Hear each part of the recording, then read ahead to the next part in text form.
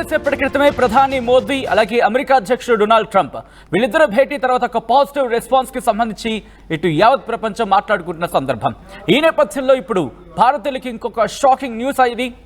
బహుశా అవుననే మాట వినిపిస్తోంది. ఎందుకు బహుశా అవుననే మాట ఇక్కడ ప్రస్తావించడం జరుగుతుందంటే కనుక కొద్దిసేపటి క్రితం ఇద్దరు భేటీ జరిగింది. ఈ భేటీ జరిగిన మరికాసేపటికి అక్రమ వలసదారులకు సంబంధించిన ఆ రెండో ఫ్లైట్ మరికొద్ది గంటల్లోనే ఇండియాలో ల్యాండ్ కాబోతున్నట్టుగా తెలుస్తోంది. దానికి సంబంధించిన బిగ్ బ్రేకింగ్ న్యూస్ చూస్తున్నారు. ప్రధాని మోదీకి షాక్ ఇచ్చాడా డొనాల్డ్ ట్రంప్ అంటే అవుననే మాట వినిపిస్తోంది.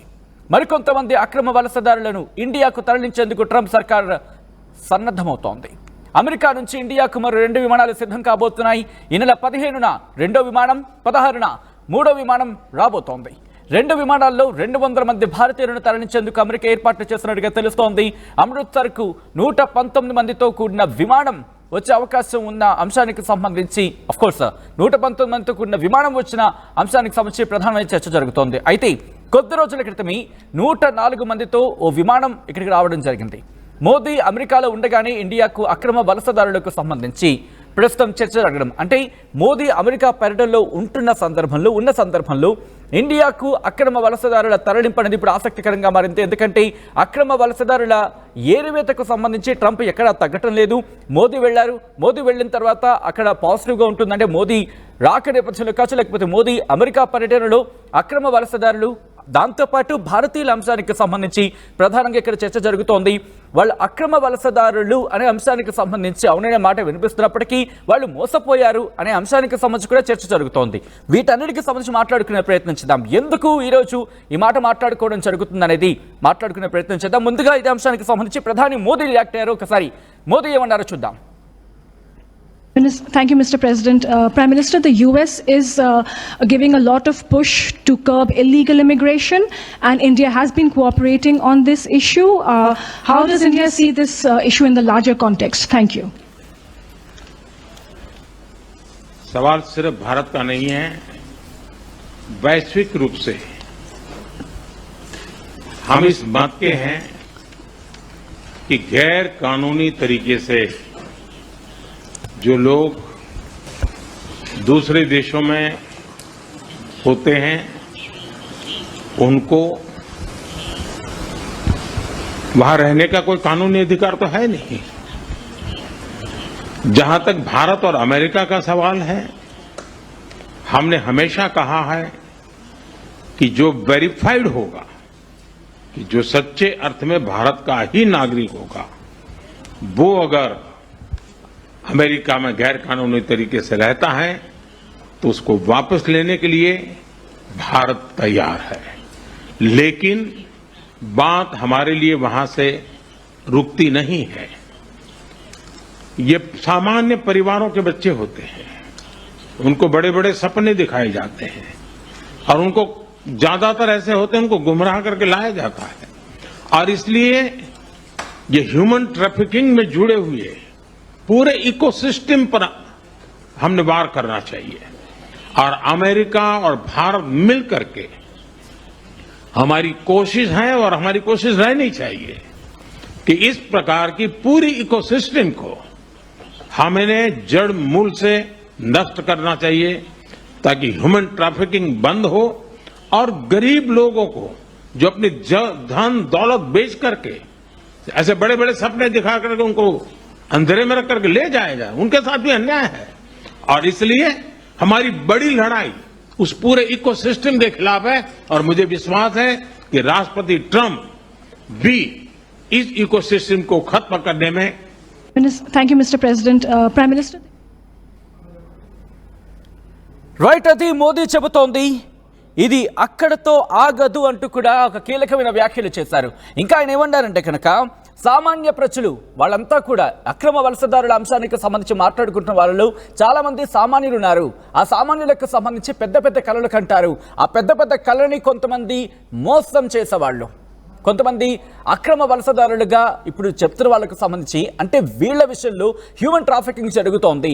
ఈ పెద్ద పెద్ద కళలకు అనేవాళ్ళు సామాన్యుని టార్గెట్గా చేసుకొని కొంతమంది హ్యూమన్ ట్రాఫికింగ్కి పాల్పడుతున్నారు. వాళ్ళ వలలో చిక్కుకొని వీళ్ళు ఇబ్బంది పడుతున్నారు.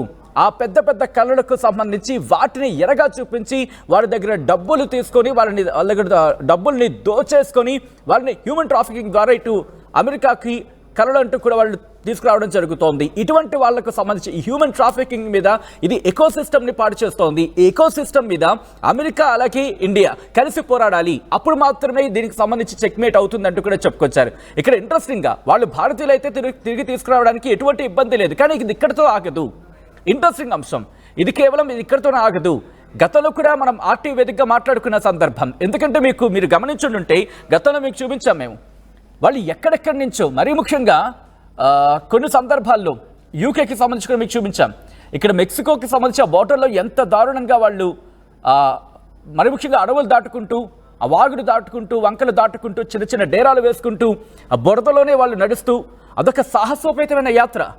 బోర్డర్ చేరుకొని దాటిన తర్వాత ఏం జరుగుతోంది? దానికి కారణం ఏంటి? ఒకటే చెప్పడం జరుగుతోంది, హ్యూమన్ ట్రాఫికింగ్ జరుగుతోంది. మరి ముఖ్యంగా వాళ్ళు మోసపోతున్నారు. బహుశా ఇది చాలా సీరియస్ అంశం. ఇది కేవలం ఏదో అమెరికా నుంచి ట్రంప్ తరిమేశాడో, లేకపోతే భారత ప్రభుత్వం తీసుకురావడం, వీటన్నిటికీ బియాండ్గా ఆలోచించాలి, వీటన్నిటికీ మించి ఆలోచించాల్సిన పరిస్థితి. ఇది కూడా ఎడ్యుకేట్ చేయాల్సిన అవసరం కనిపిస్తోంది. ఇది కేవలం ప్రభుత్వాలకు సంబంధించి, ఇది కేంద్ర ప్రభుత్వానికి మాత్రమే పరిమితం కావటం లేదు, రాష్ట్ర ప్రభుత్వాలకు మాత్రమే పరిమితం కావటం లేదు. అలాంటి మోసగాళ్ల చేతిలో మీ వాళ్ళు పడకుండా చూసుకోండి. ఇది కేవలం అక్కడికి వెళ్ళిపోవాలన్న కళలకు సంబంధించి, ఆ కళలు సజీవంగా ఉండాలంటే ఏం జరగాలి? 2-3 ప్రధానమైన కారణాలు ఇక్కడ కనిపిస్తున్నాయి. ఒకటి, విద్యార్థుల పాలిట సంబంధించి. విద్యార్థులు అక్కడికి వెళ్ళిన తర్వాత, నాన్న మీరు ఇంత పే చేసేయండి చాలు, 15 లక్షలు 10 లక్షల మంది కట్టేయండి, బ్యాంకులో చూపించండి, నేను అక్కడికి వెళ్తాను, ఆ తర్వాత నేను అక్కడ ఉద్యోగం చేసుకుంటాను. ఆ ఉద్యోగం చేస్తున్నప్పుడు తల్లిదండ్రులు అడగండి వాళ్ళని, నాన్న ఏం చేస్తావు, లేకపోతే అమ్మ ఏం చేస్తావు? వీసాకి సంబంధించి కట్టుబడి నియమ నిబంధనలు ఉంటాయి, వాటికి కట్టుబడి మీరు ఉంటారా?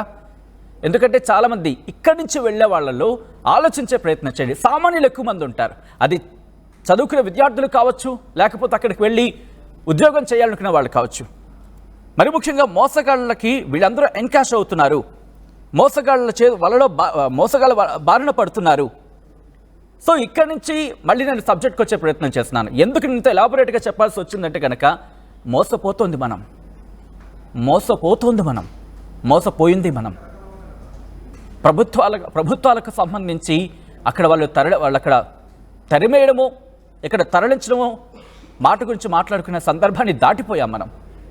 ఎందుకంటే ఒక పదానికి సంబంధించి అక్రమ వలసదారు అనే ఒక ట్యాగ్ అయితే మాత్రం పడిపోతుందిగా, ఇల్లీగల్ ఇమిగ్రెంట్ అనే ఒక ట్యాగ్ పడిపోతుందిగా. కానీ దాని వెనకాల ఉన్న కథ ఏంటి? ఎంతమంది అక్రమ వలసదారులు అయినప్పటికీ మోసపోయిన అక్రమ వలసదారులు వాళ్ళ మీద జాలి చూపించడం మాట పక్కన పెడతాం. ఇలా జాలి పడవలసిన అవసరం లేకుండా మనం ఎలా కాపాడుకోగలం? ఇది కేవలం అమెరికాకి పరిమితం కావట్లేదు కదా, ఇప్పుడు యూకేకి సంబంధించి కూడా. సో ఇక్కడ ఎడ్యుకేట్ అవ్వాల్సిన పరిస్థితి, అంటే ఎడ్యుకేటెడ్ పీపుల్ని మరింత ఎడ్యుకేట్ చేయాల్సిన అవసరం కనిపిస్తోందా? మీకేమనిపిస్తుంది అనేది ఒకసారి కామెంట్ చేసే ప్రయత్నం చేయండి. ఎందుకంటే ఇక్కడ ఈ అంశానికి సంబంధించి మాట్లాడుకోవడం జరుగుతోంది. సో ప్రధానంగా 2 అంశాలను ఇక్కడ ఫోకస్ చేయడం జరుగుతోంది. ఒకటి, ఇది ఇక్కడితో ఆగుతుందా అనేది బిగ్గెస్ట్ క్వశ్చన్ మార్క్. ఎందుకంటే మోదీ చేసిన వ్యాఖ్యలు బట్టి చూస్తుంటే హ్యూమన్ ట్రాఫికింగ్కి సంబంధించిన అంశం ఇప్పుడు తెర మీదకి రావడం జరుగుతోంది. ఇది హ్యూమన్ ట్రాఫికింగ్ వల్లే జరిగిందా? ఎందుకంటే ఇక్కడ మీరు చూస్తే ఒక్కసారి నేను మోదీ బయటని మళ్ళీ వినిపించే ప్రయత్నం చేస్తాను. ఎందుకంటే 1కి 2 సార్లు వినాల్సిన సిచ్యువేషన్. కేవలం ఇది భారత్కి మాత్రమే పరిమితం కావట్లేదు, యావత్ ప్రపంచం కలిసి పోరాడాల్సిన పరిస్థితి. హ్యూమన్ ట్రాఫికింగ్ ద్వారా ఈ సమస్య ఎక్కువ అవుతుంది అనేది నిజంగా అంత ఎత్తున ఉందా? ఒకవేళ లేకపోతే ఎందుకు మోదీ ఆ మాట అంటారు? అది కూడా ప్రపంచ వేదికకు సంబంధించి, మరి ముఖ్యంగా పెద్దన్న పాత్రగా పోషిస్తున్న అమెరికాకు సంబంధించి. ఈ నేపథ్యంలో ఒకసారి మోదీ అలాగే ట్రంప్ భేటీలో కీలక వ్యాఖ్యలు చేశారు. మోదీ ఏమన్నారో చూద్దాం ఈ అంశానికి సంబంధించి. Prime Minister, the US is giving a lot of push to curb illegal immigration, and India has been cooperating on this issue. How does India see this issue in the larger context? Thank you. सवाल सिर्फ भारत का नहीं है, वैश्विक रूप से हम इस मत के हैं कि गैर कानूनी तरीके से जो लोग दूसरे देशों में होते हैं उनको वहां रहने का कोई कानूनी अधिकार तो है नहीं। जहां तक भारत और अमेरिका का सवाल है, हमने हमेशा कहा है कि जो वेरीफाइड होगा, कि जो सच्चे अर्थ में भारत का ही नागरिक होगा, वो अगर अमेरिका में गैर कानूनी तरीके से रहता है तो उसको वापस लेने के लिए भारत तैयार है। लेकिन बात हमारे लिए वहां से रुकती नहीं है।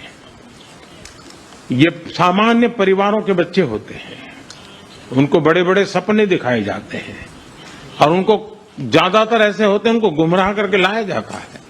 और इसलिए ये ह्यूमन ट्रैफिकिंग में जुड़े हुए पूरे इकोसिस्टम पर हमने वार करना चाहिए। और अमेरिका और भारत मिल करके हमारी कोशिश है और हमारी कोशिश रहनी चाहिए कि इस प्रकार की पूरी इकोसिस्टम को हमें जड़ मूल से नष्ट करना चाहिए ताकि ह्यूमन ट्रैफिकिंग बंद हो